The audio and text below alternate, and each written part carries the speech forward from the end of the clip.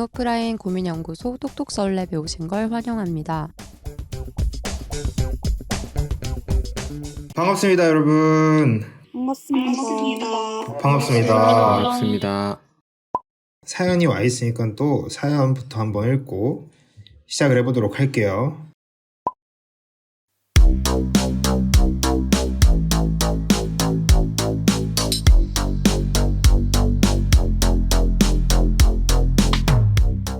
이혼 숙녀 캠프에 나가자는 남편, 이게 맞는 건가요? 결혼 4년차 부부입니다. 남편과 저는 전반적으로 잘 지내지만 가끔 시댁 문제로 다투곤 해요. 누가 잘못했다기보다는 각자의 입장이 다르다 보니 서운함이 쌓이고 아직 서로 그걸 조율하는 데 서툰 거죠. 얼마 전에도 그런 일이 있었는데 그날 저녁 남편이 진지하게 말하더라고요. 우리 이혼 숙녀 캠프 같은데 나가볼래? 처음엔 장난인 줄 알았어요. 그런데 진심이었어요. 요즘은 부부 문제로 방송 나가는 게 이상한 일이 아니라면서 오히려 솔루션도 받고 우리 관계에 도움이 될 수도 있지 않겠냐는 거예요. 저는 너무 당황스러웠어요. 방송에 나가 우리 이야기를 공개해야 할 정도로 심각한가 싶었고 아무리 도움을 받는 취지라도 그게 맞는 방향인지 모르겠더라고요. 아직 우린 해결할 수 있는 상황이라고 생각했는데 저만 그렇게 느끼는 걸까요? 여러분이라면 방송에 이혼 위기 가정으로 나갈 수 있나요?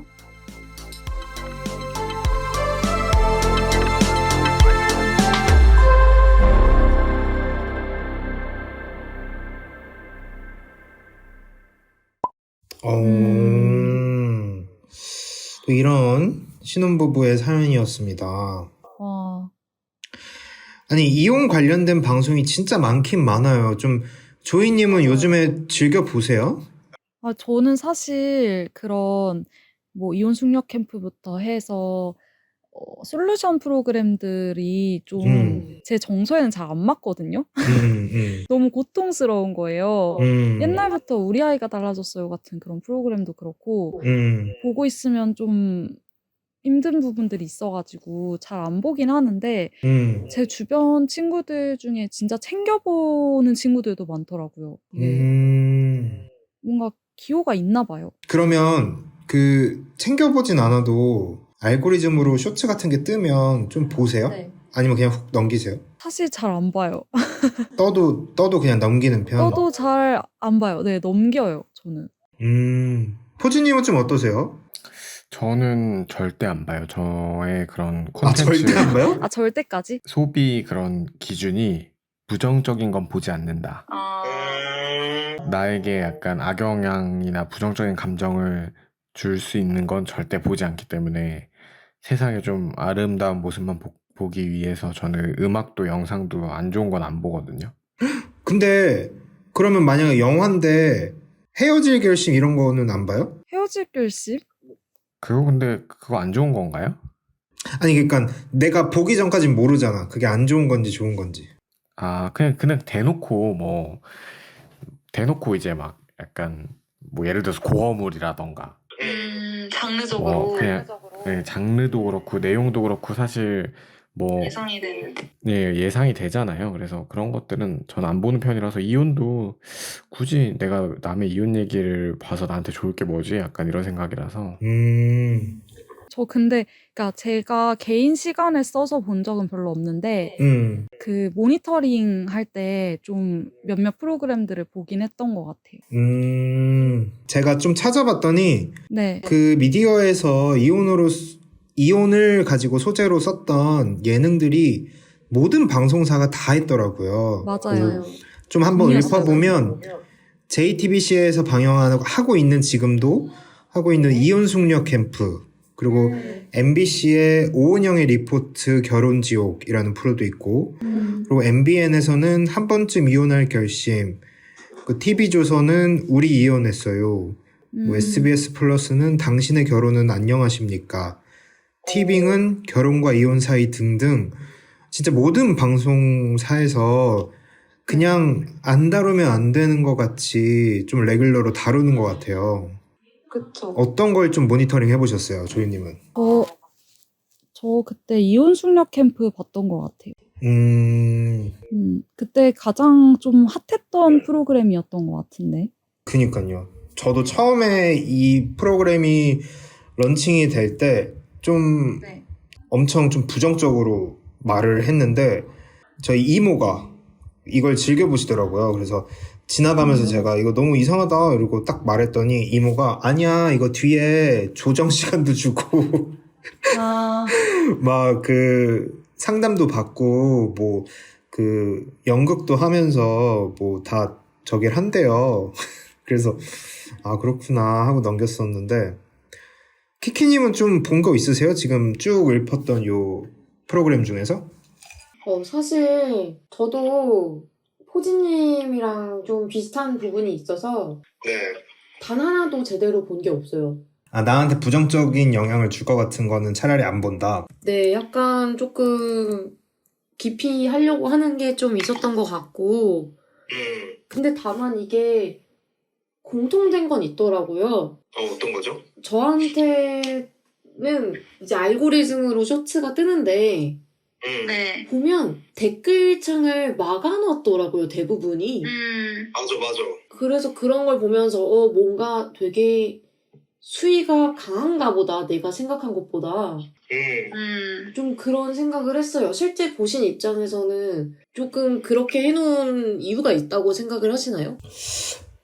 근데 저도 그 댓글창을 막는 심리를 모르겠어요. 혹시 조이님은 이해가 가세요? 그러니까 저는 궁금했던 게 네. 분명히 이번 주 아이템 이걸로 가자 하면 논란이 될 거를 알 텐데 그럼 차라리 내가 만약에 제작자의 입장이면 네. 댓글이 많이 달려서 차라리 이 영상이 바이럴이 많이 되면 더 좋지 않을까? 근데 그게 방통위에 제재가 들어갈 만큼의 논란거리가 아니라면 댓글을 막아놓는 그 심리가 뭔지는 저도 잘 모르겠더라고요.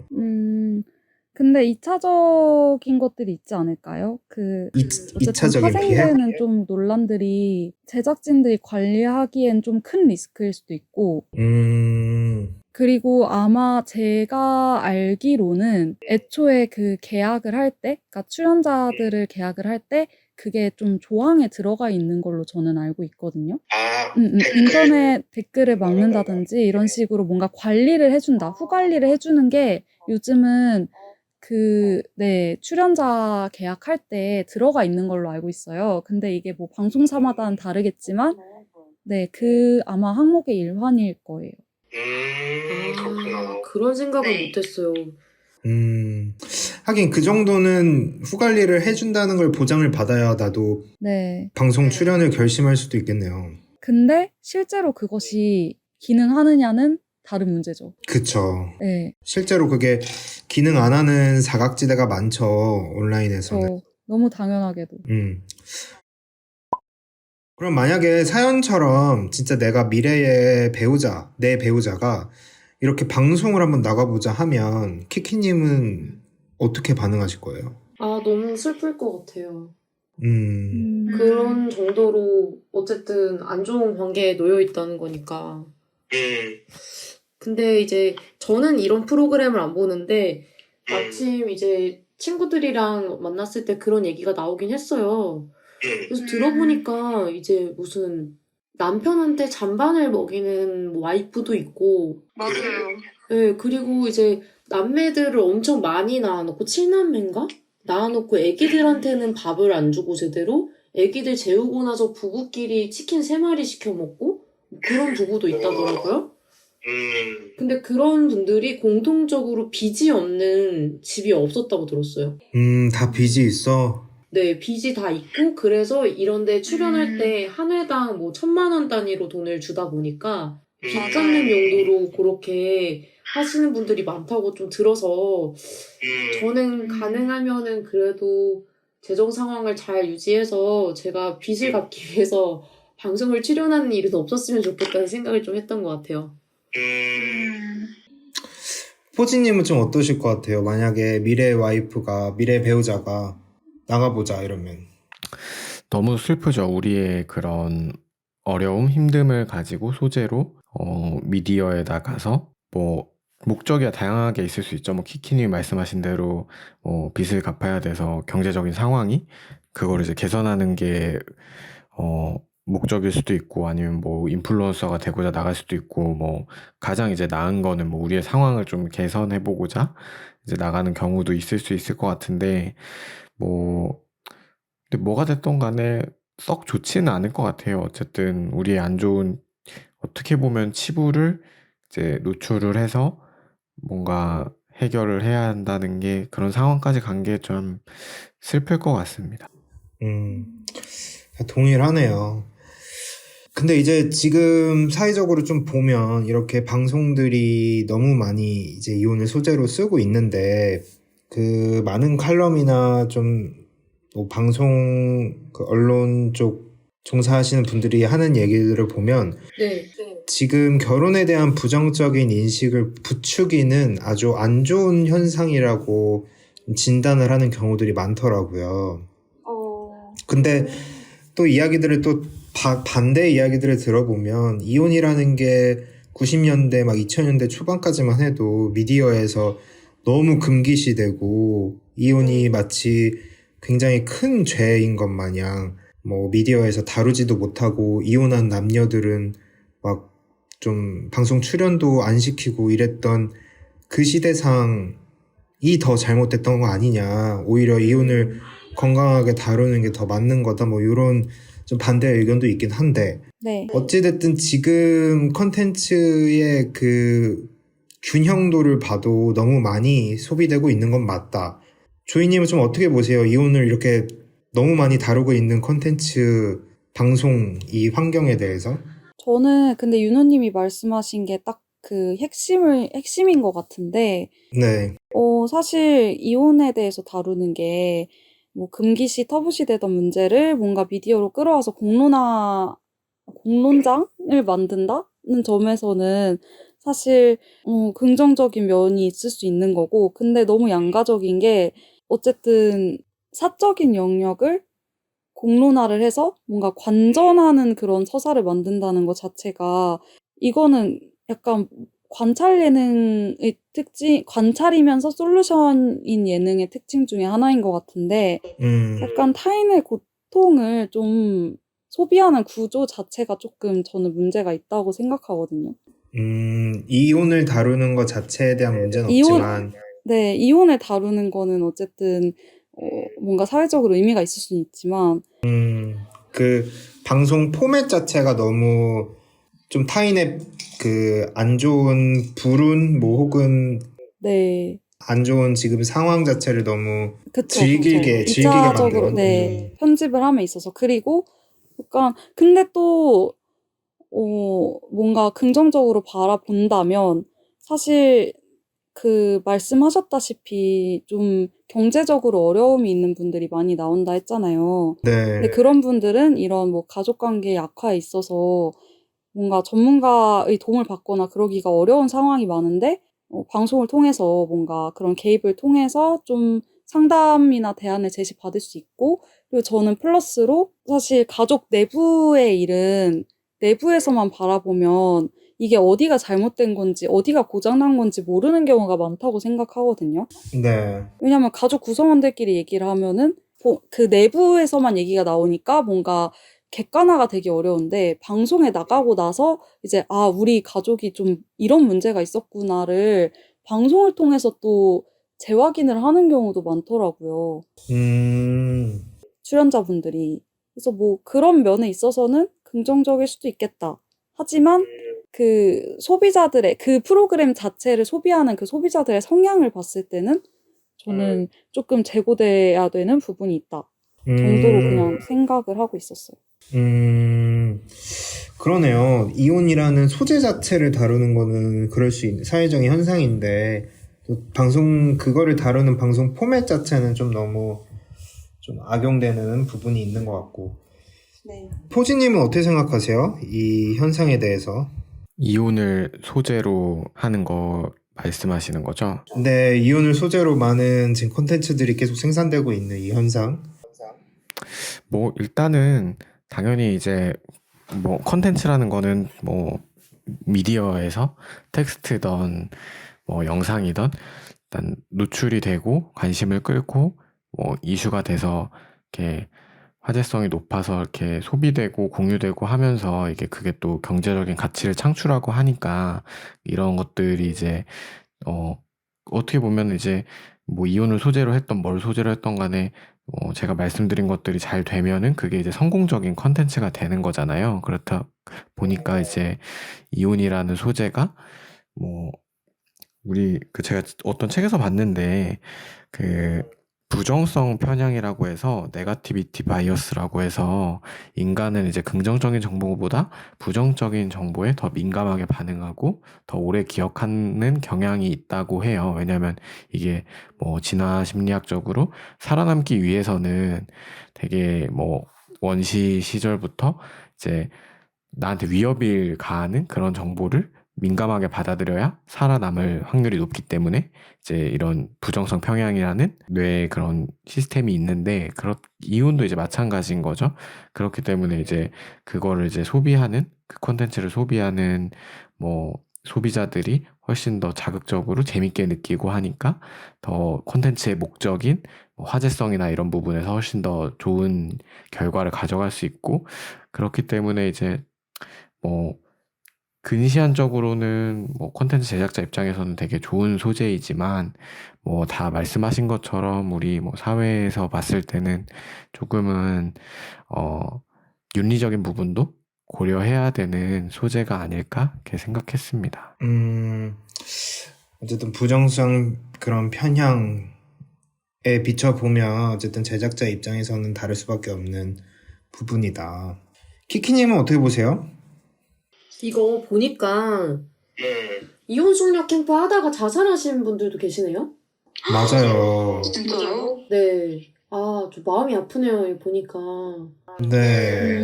지금 제가 검색을 했을 때도 잘 몰라서 좀 얘기를 해보려고 찾아보니까 예전에 축구 선수였던 강지용 선수가 젊은 나이에 자살을 했다고 나오는 기사를 봤어요. 맞습니다. 그게 몇 달 전의 얘기일 거예요. 아, 맞아. 네. 아, 이게 또 보니까 이분의 사촌동생이 권은비 씨라고 나오는데, 야, 참 안타까운 것 같아요. 이게 뭐 방송을 타가지고 자살을 하시거나 뭐 그랬진 않으시겠지만, 아무래도 주변에 이런 얘기가 알려지면서 조금 자기 상황으로부터 벗어날 수 있는 곳이 없어지지 않았을까 싶기도 해요. 모든 사람들이 자기 집의 상황을 아니까. 우리가 왜 회사에서 힘든 일 있어도 집에 오면은 회사에서 물리적으로 벗어나니까 좀 그쵸. 편해지는 게 있잖아요. 네. 반대로 집에 무슨 우환이 있어도 회사에 가가면은 아무것도 없던 일처럼 이렇게 뭔가 모드가 변할 수가 있는데 이게 이렇게 집안의 우환이 전 국민한테 방송을 타고 나가버리면 거기서 좀 벗어날 수 있는 곳이 없을 것 같아요. 맞죠. 만나는 사람마다 윤호님한테 그럴 거 아니에요. 아, 새댁이랑 잘 지내? 그렇게 자주 싸운다면서. 그러니까. 근데 이거는 뭐 단순히 솔루션 예능의 문제를 넘어서 사실 일반인 출연자가 있는 모든 예능 프로그램들이 좀 안고 가는 그런 문제인 것 같아요. 예전에 짝도 그런 일이 있었고. 맞아요. 참 쉽지 그래요, 않은 것 같아요. 이렇게 좀 다들 비슷한 생각을 하고 있는데, 그러면 조금 더 이렇게 좁혀서 질문을 다시 한번 해볼게요. 이런 현상이 이렇게 이혼을 좀 자극적인 소재로 다루고 있는 이 콘텐츠 제작자들의 현상이 그 진짜 우려하는 것처럼 결혼에 대한 부정적인 인식을 좀 부추기는 정도의 영향이 크다고 보시나요, 키키님? 결혼에 대한 부정적인 인식. 근데 이거를 보다 보면은 그런 생각도 들 수 있을 것 같아요. 여기 보면은 조금 우리가 주변에서 보기는 힘든 인간 군상들이 많이 나오잖아요. 맞죠. 그래서 이렇게 빠른 새끼들도 결혼을 하는데 나라고 결혼을 못 하겠어?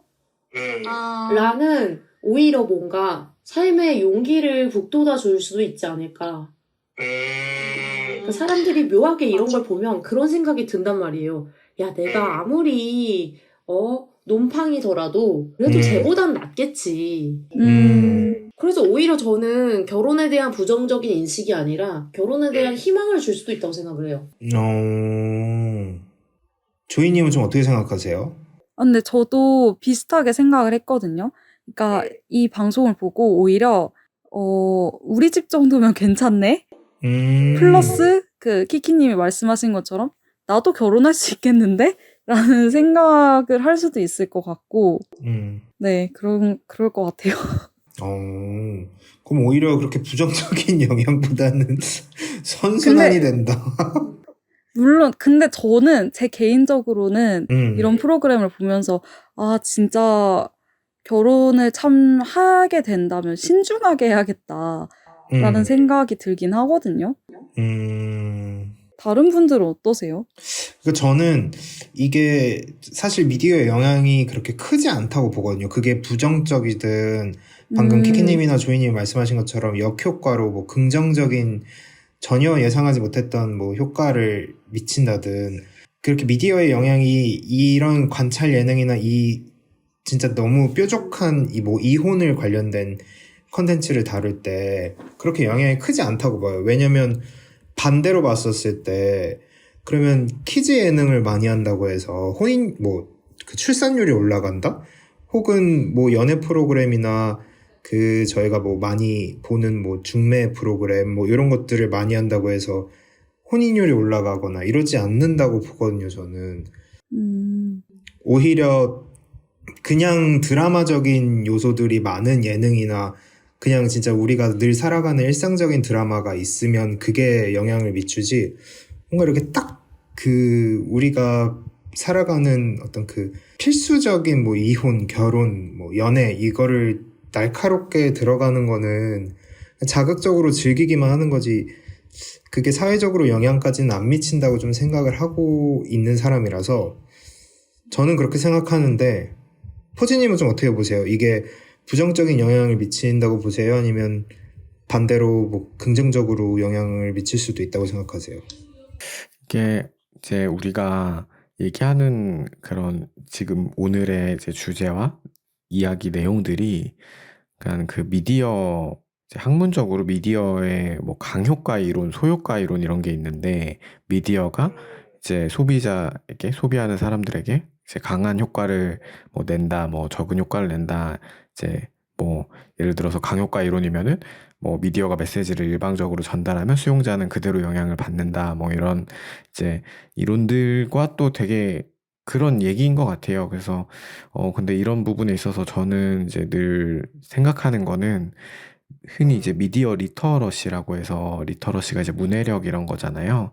근데 이제 뭐 정신적으로 이제 좀 강하거나 공부를 많이 하셔서 비판적인 이제 사고가 형성이 된 분들은 이제 이런 뭐 예를 들어서 이혼을 소재로 한 콘텐츠를 봤어도 이게 현실에 이제 100% 대입을 안 할 수가 있는데 이제 미디어 리터러시 역량이 좀 부족하신 아니면 뭐 청소년이라던가 아주 나이가 많다거나 뭔가 이런 것에 좀 쉽게 영향을 받을 수 있는 세대에게 있어서는 이거를 뭐 약간 확증 편향으로 해서 이제 막 뭐 어떤 이제 부정적인 가치관이 형성이 될 수도 있고 아니면 뭐 확대해서 간다거나 뭐 좀 현실 왜곡이나 가치관 왜곡이 발생할 수 있거든요. 그래서 이런 부분에 대해서는 이제 우리가 보는 사람을 이제 세분화할 수가 있잖아요. 이런 콘텐츠를. 그래서 그런 것들을 이제 다양하게 고려를 하고 콘텐츠를 제작하는 게 필요하지 않을까 생각합니다. 근데 저 방금 그 기사 봤는데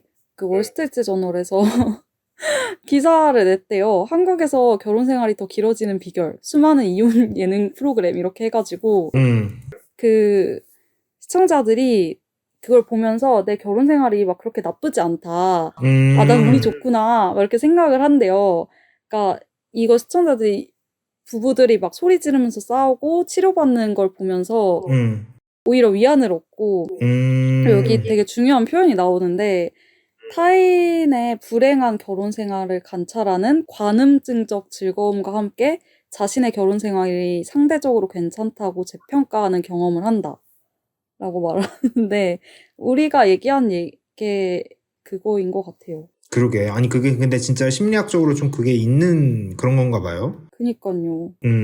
아니, 근데 저희가 그런 생각을 해봤어요. 이게 지금 사연으로 들어와서 주제를 다루고 있지만, 지금 아까 처음에 여쭤봤던 거, 뭐, 그래서 우리는 그런 프로그램들을 보냐 이랬는데 다 안 보긴 하잖아요. 근데 우리 중에 지금 기혼자가 없긴 해요. 그쵸. 그러니까 진짜 기혼자들은 이런 예능이 자극적이라서 보는 게 아니라 진짜 자기의 관심사고 그러면 자연스럽게 볼 수밖에 없겠구나 라는 또 생각도 하게 됩니다. 만약에 이제 포지님 결혼을 하시면 안 보겠어요, 이거? 전 절대 안 볼 것 같은데. 아, 그래요? 뭐 혼자 보면은 일단 혼자 보면 저한테 제 정신 건강에 안 좋을 것 같고 안 좋은 생각이 많이 들 것 같고 같이 보면은 이제 우리의 갈등에 대해서 이제 다시 한번 되짚어보게 될 것 같아서. 아니, 그니까. 그렇구나. 그렇습니다. 어쨌든 지금 이렇게 많은 그 미디어의 얘기를 한번 들어봤는데 저희가 한번 진짜 통계도 한번 찾아봤어요. 그래서 이게 사회적인 현상이 그냥 방송가에서만 부는 거냐 아니면 정말 이혼율 혹은 이혼 건수가 통계적으로 어떻게 되는지를 찾아봤는데 포지님이 한번 읽어주세요. 네. 통계청에 따르면 지난해 이혼 건수는 약 9만 2천 건으로 2013년에 11만 5천 건에 비해 줄어든 것으로 나타났다. 하지만 같은 기간 혼인 건수가 32만 건에서 19만 건으로 크게 줄었기 때문에 이혼율은 오히려 증가했다.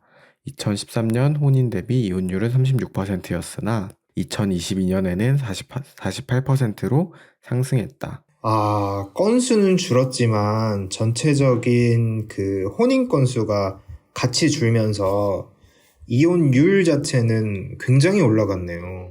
그러니까 이게 진짜 많이 저희 주변에서도 많이 이혼을 하고 계시는 것 같은데 혹시 그런 경험 있으십니까? 뭐 사회생활 하시면서 내가 먼저 물어보지 않았지만 뭐 어떻게 하다가 화제거리가 뭐 결혼을 하셨는지 결혼 유무를 묻다가 이혼하신 분한테 내가 물었다. 혹시 그런 경험 있으십니까, 키키님?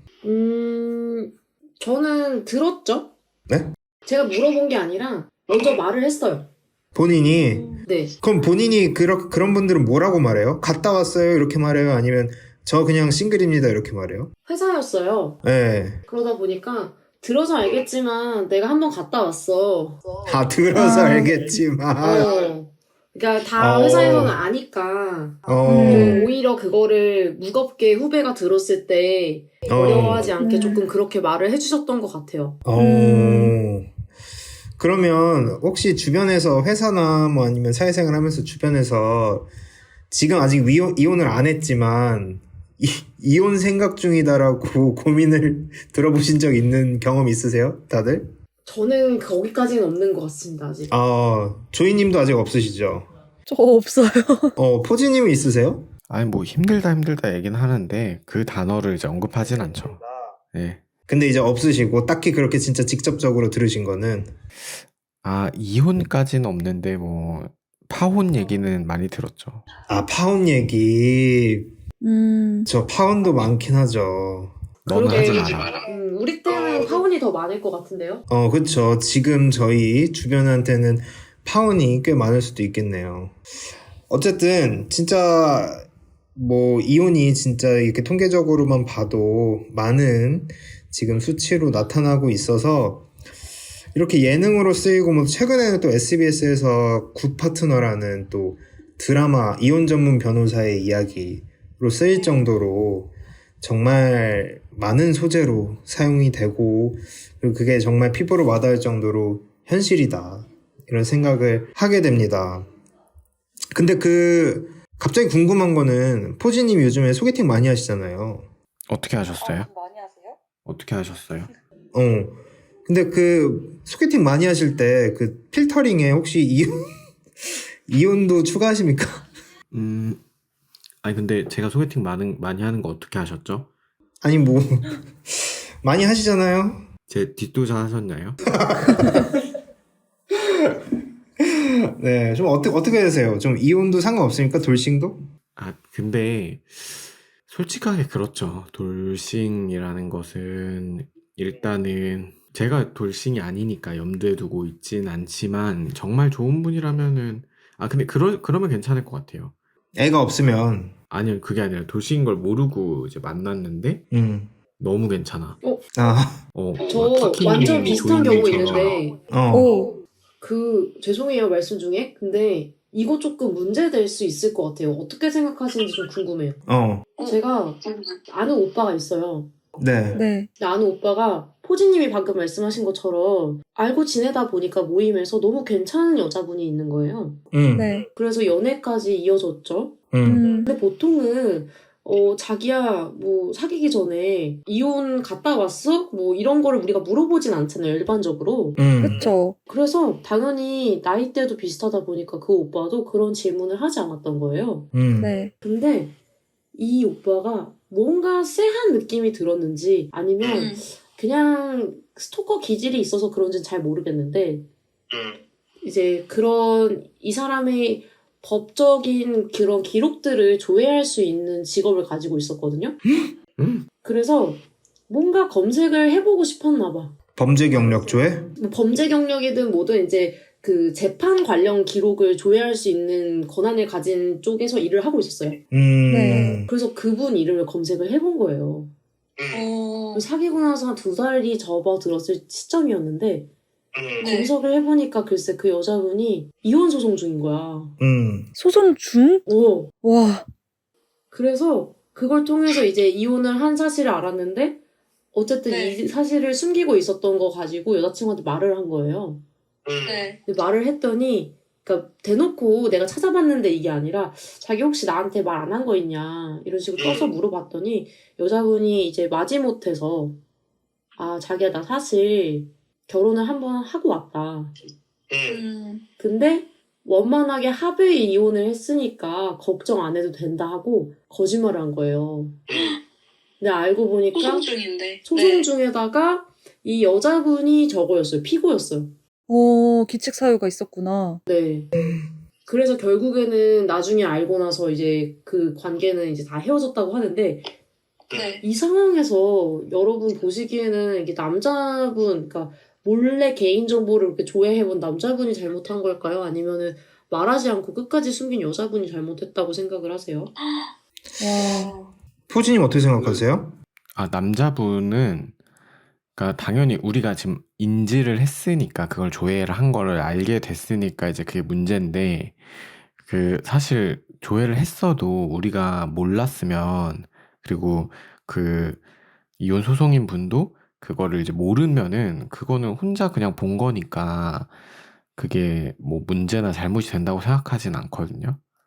일단 근본적으로 일단 그걸 숨긴 사람이 잘못이라고 생각을 하고 뭐 다들 근데 그런 거 있을 수 있잖아요. 뭐 예를 들어서 뭐 개인정보가 아니더라도 이제 일을 하면서 특수하게 뭔가 취급할 수 있는 정보가 있는데 남들은 못 보는 근데 그런 거 가끔 볼 때도 있잖아요. 근데 그거를 뭐 어디에 발설만 안 하면은 잘못은 아니잖아요. 그렇죠. 근데 다만 이제 이 그런가요? 남자분은 그게 이제 본인한테 해당이 되니까 이제 크리티컬하게 작용을 한 거지. 저는 그렇게 생각합니다. 근데 이게 어쨌든 뭔가 공공으로 공개되는 정보가 아닌데 확인한 거면 약간 법적인 문제도 있을 수 있지 않나요?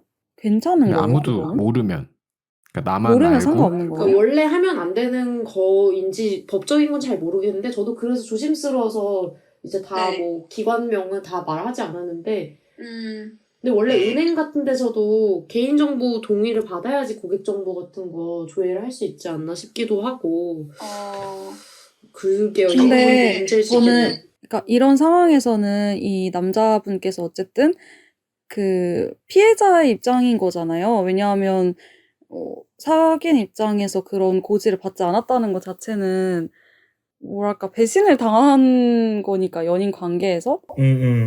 근데 제가 지금 또 갑자기 생각난 게 저 최근에 선배님이 알려주신 건데 네네.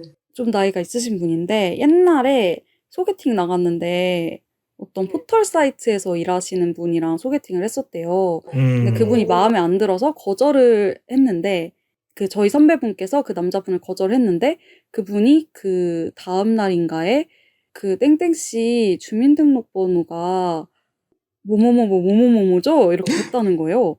음. 응? 전화로. 뭐야? 그러니까 그게 진짜 세기초여가지고 가능한 일이었긴 한데 어쨌든 미친 거 아니야? 네, 그 포털 사이트에서 열람할 수 있는 권한을 가지고 그런 행위를 한 거잖아요. 무섭다. 근데 저는 사소할 수 있지만 이런 부분이 만약에 뭔가 도덕적인 면에 있어서 이게 허용이 된다라고 하면은 저는 좀 그거는 주의해야 되지 않을까 싶긴 한데 들으면서 그런 생각이 드네요.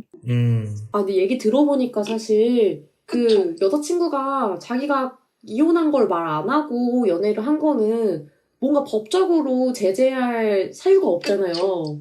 근데 방금 말씀하신 것처럼 그 반대로 개인정보를 사적 이용을 했다는 게 그걸 뭔가 법적인 책임을 묻는다고 치면은 오히려 반대로 피해자가 여자분이 되고 뭔가 이제 가해자가 남자분이 될 수도 있겠네요. 그쵸? 그쵸. 그러니까 그게 너무 그 본인이 지금 가지고 있는 자리에서 윤리적인 걸 넘어서 그 위법한 행위를 하는지를 판단을 잘 해봐야 될 것 같아요. 근데 저는 그냥 개인적으로 그 둘의 관계에 있어서는 그렇게 그 상대방한테 동의를 얻지 않고 몰래 알아보는 거, 그게 뭐 특수한 지금 말했던 어떤 위법적인 그런 상황 말고는 저는 가능할 것 같아요. 왜냐면 이 사람 촉이라는 게 저는 무시 못한다고 생각해서. 그러면은 윤호님은 흥신소에서 그렇게 뒷조사하는 거 그거 괜찮습니까? 흥신소. 근데 기분은 나쁘겠지만 너가 의심했던 그 촉이 뭔지를 들어볼 것 같아요. 근데 만약에 그 의심했던 촉이 네. 되게 말도 안 되는 거면 좀 그 사람이랑 연을 끊겠지만 내가 들었었을 때도 흥심소를 붙일 만큼의 어떤 이상한 내 행동이 이상해서 촉이 그래서 그랬다면 나는 괜찮을 것 같은데요? 아니 근데 일단은 흥신소도 그렇고 개인정보를 그렇게 취급 권한을 오남용하는 것도 당연히 위법한 행위잖아요. 근데 예컨대 뭐 소개팅을 하고 하는데 이 사람이 뭐 예를 들어서 뭐 기자야. 그래가지고 이 사람이 뭐 구글링을 해봤어. 근데 이거를 상대방이 모른다면은, 그러니까 나만 안다면은 그걸 죄를 물을 수는 없잖아요. 일단은 뭐 이 사람이 그냥 혼자서 알고 있다면은. 그래요. 어쨌든 마무리를 지어보면 그런 거 안 해보셨어요? 사실?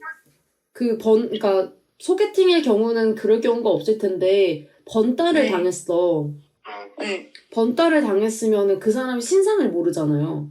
구글링 해봐야지. 그건 해봐야지. 그거 어떻게 해보셨어요? 어디까지 해보셨어요? 구글링해서 인스타까지 찾아본다. 근데 인스타 안 나와 막. 그러면 이제 뭐 페북을 찾아본다든가 페북에 어떻게 찾을 건데요? 그냥 내가 알고 있는 정보 선에서 뭐 이름 정도는 알잖아요. 이름과 핸드폰 번호 아는 거잖아. 그런 걸로 뭐 찾아본다던가. 제가 너무 변태 같긴 한데 하나 꿀팁을 알려드리자면 제가 그렇게 해서도 못 찾은 적이 있어요. 페북에 전화번호 검색해보고 뭐 인스타도 이름 뭐 대조해보고 안 나오더라고요. 뭘 했냐면요. 그래서 카카오톡 프사 있잖아. 그 프사에 나온 배경이나 이런 것들을 뭔가 이제 구글 이미지 검색을 해봤어. 우와. 근데 나와요? 이미지 검색을 했더니 이 사람 학교가 나오는 거야. 그래서 어디 학교 누구라고 치니까 이제 과가 나오더라고. 그렇게 해서 찾으니까 그 사람 SNS까지 연결이 되더라고요. 너무 꿀팁이다. 경찰 아저씨 대단하시다. 사람이에요. 그래서 여러분 너무 변태 같겠지만 그리고 주제와 조금 연관성이 떨어지지만 여러분 번따를 당하셨을 때 이 사람이 여러분의 간을 떼어갈지 쓸개를 떼어갈지 어떻게 하십니까? 구글 이미지 검색 꼭 해보시기 바랍니다. 그러니까요. 그래요. 그렇게 해보고 우리 안전하게 삽시다. 알겠습니다. 그러면 마지막으로 저희 조이님이 이 네. 사연자분에게 한마디 해주세요. 그래서 남편이 나가자고 하는데 본인은 좀 내키지 않는 상황, 어떻게, 뭐, 만약에 거절을 한다면 어떻게 거절하는 게 좋을지, 아니면 혹시 이 남편도 생각을 많이 하고 얘기한 걸 수도 있으니 나가보는 게 좋을지. 일단 그 사적인 고통을 뭔가 대중들에게 보여주는 것에 대해서 남편분이 그걸 좀 깊게 고민하고 제안을 한 건지 한 번 더 이야기를 해봐야 될 것 같고요.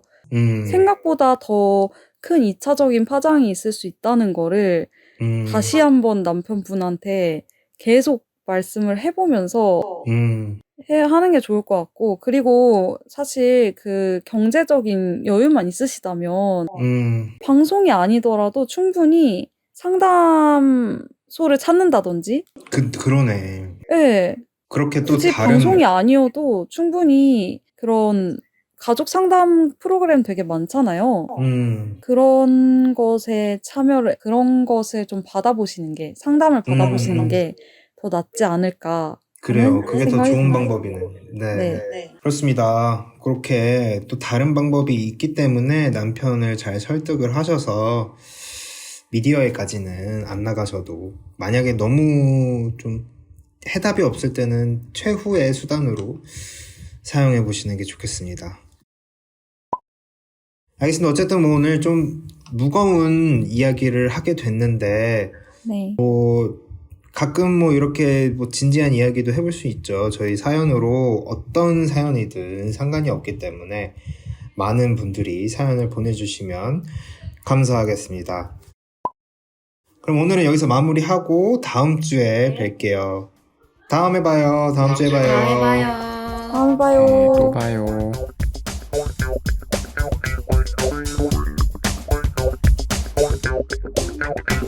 음.